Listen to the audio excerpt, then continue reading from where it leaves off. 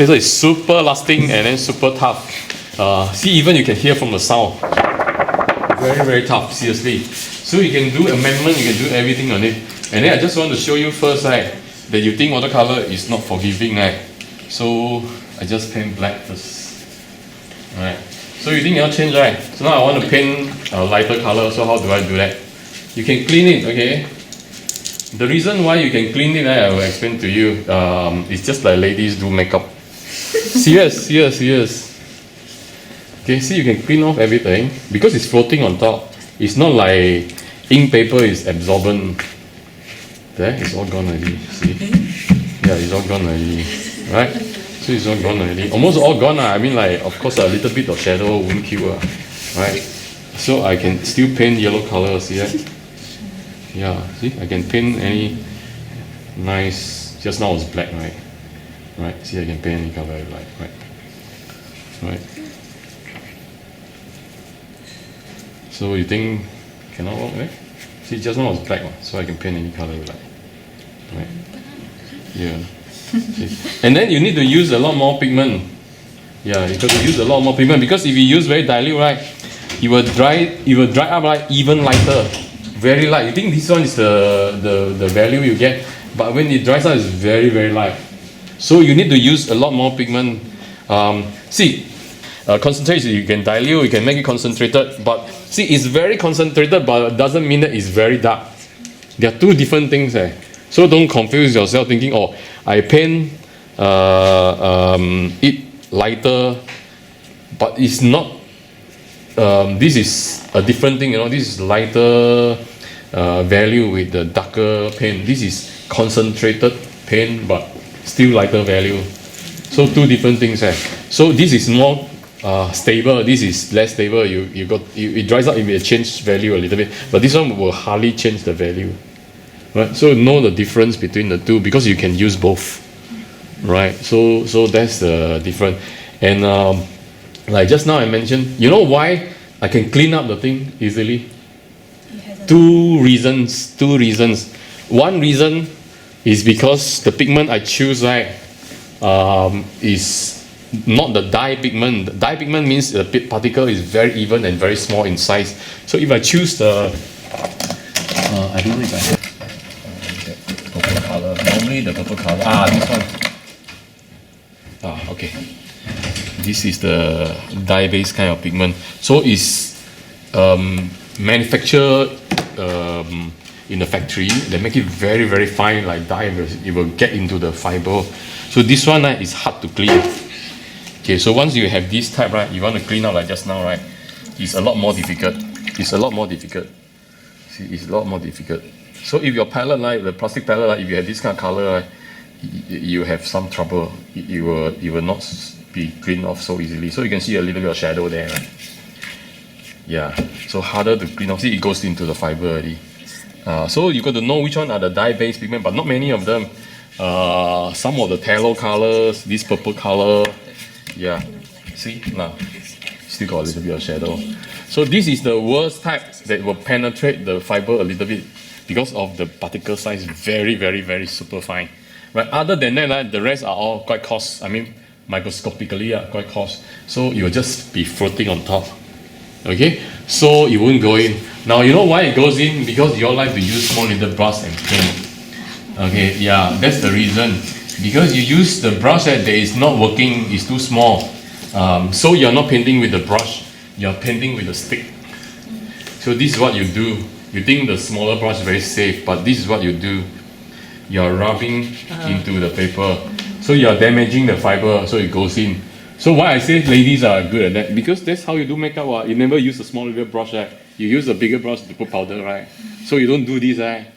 Correct or not? You don't squeeze your face, right? You just softly rub on your face, right? See, I even scratch my face.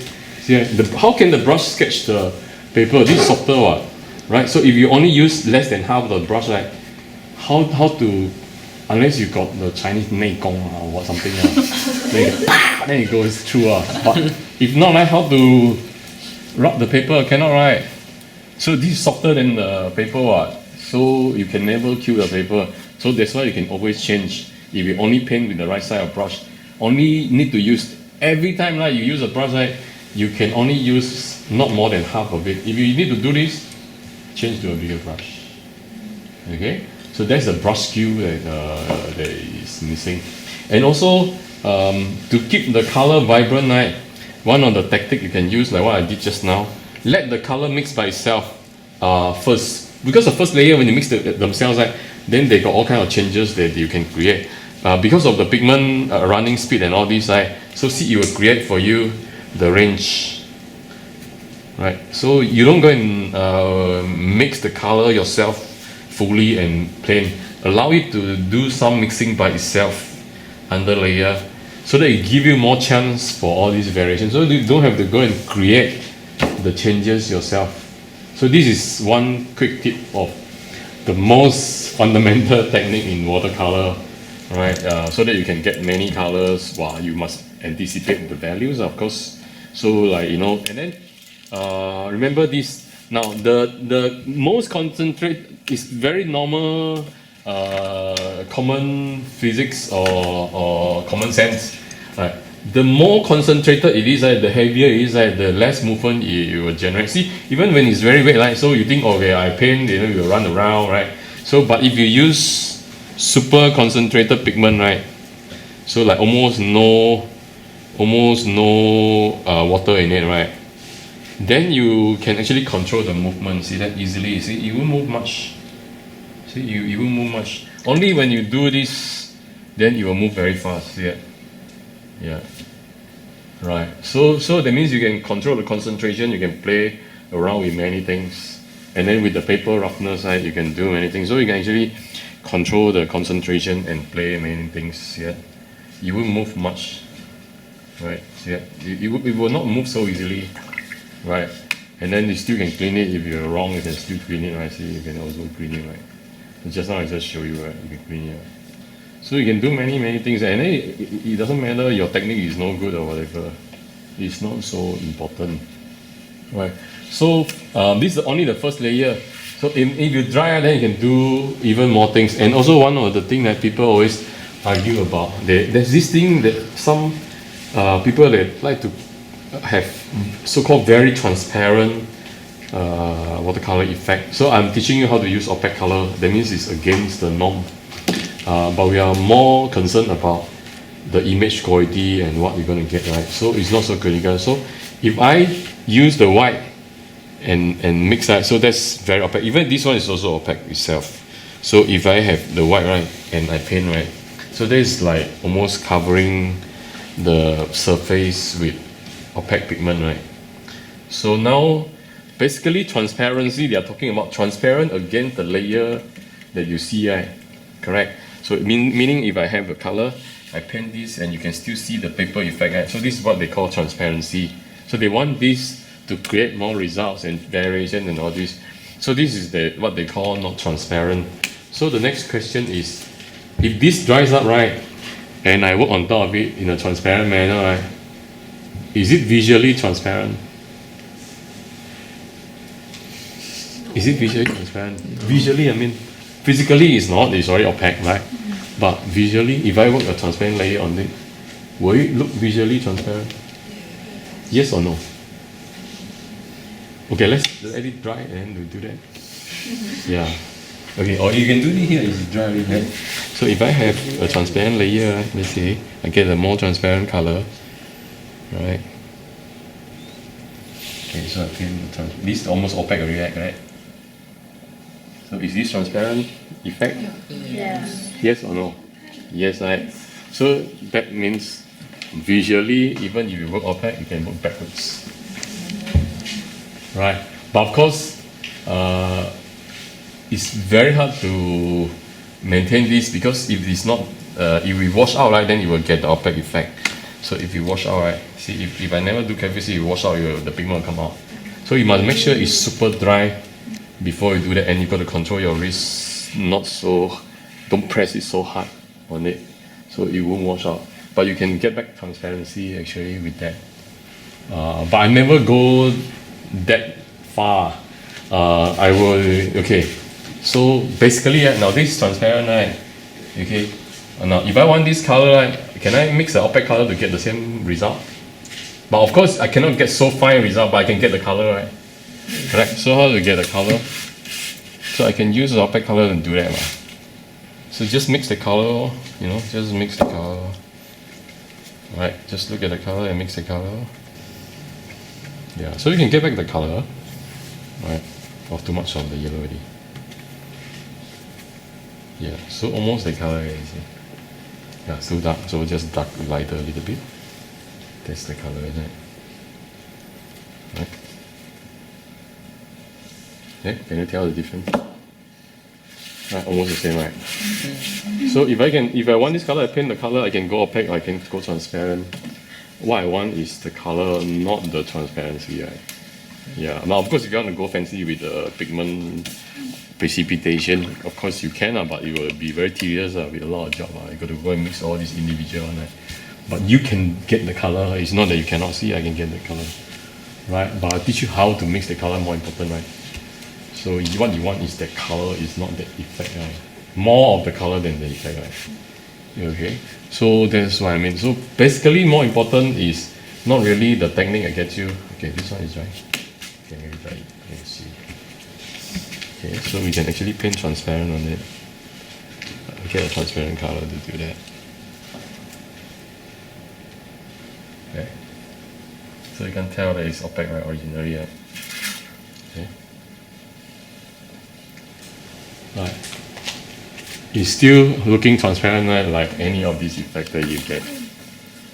So it's not so critical, the technique to maintain the transparency. Even in the older 300 to 300 years, they have this thing called body color, that's opaque color. So if you go to books and see old British painting called, they use body color and watercolor. The body color is the gouache. Because why? This thing got a lot of pigment, so they call body. That means a lot of content inside. So that's what they call body color. Mentioned just now, you use a little bit more color to start with, but don't mix one color. Allow it to let you see the map like that, so you get to see a whole spectrum of different colors, right? So you can decide a lot faster. So you see, it's a map, so you can see the difference, so you can paint very fast, right? So you can actually go back and then refer to it, how much different you want to have, and then put on it, right?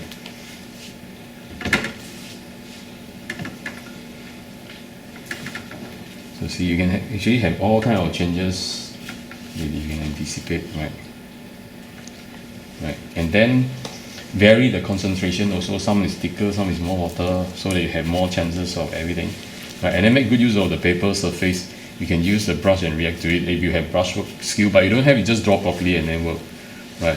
It also can work, right? So you can see, like, that's how you can create changes. And then now remember, it looks dark here, right? But when it dries out, it's very light. So if you want certain thing to maintain this, right, you got to put down pigment, right? Put down more pigment, but mix the right tone. So that one is one of the requirements that I'm going to teach you.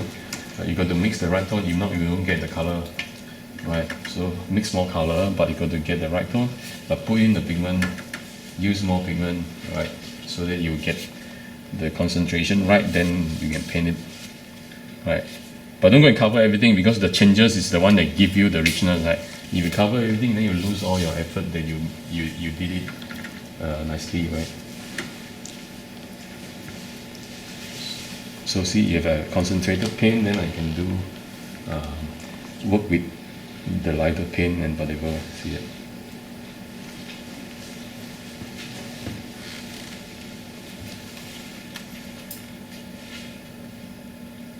Right, and then you can even use opaque paint if you want. If you are good at it, you know the values and all these, right? You can work opaque, you can work transparent, you can have many different results. And if, I'll teach you color theory, how to manipulate all these at best, right? So if you use, it looks like wrong color, but it will work if you know the color theory well, right? See, if I look like I paint the wrong color, right, but it still can work. It'll look richer than what you anticipate. Okay. Right. Okay. It may look like wrong colors, but I'll teach you color theory how it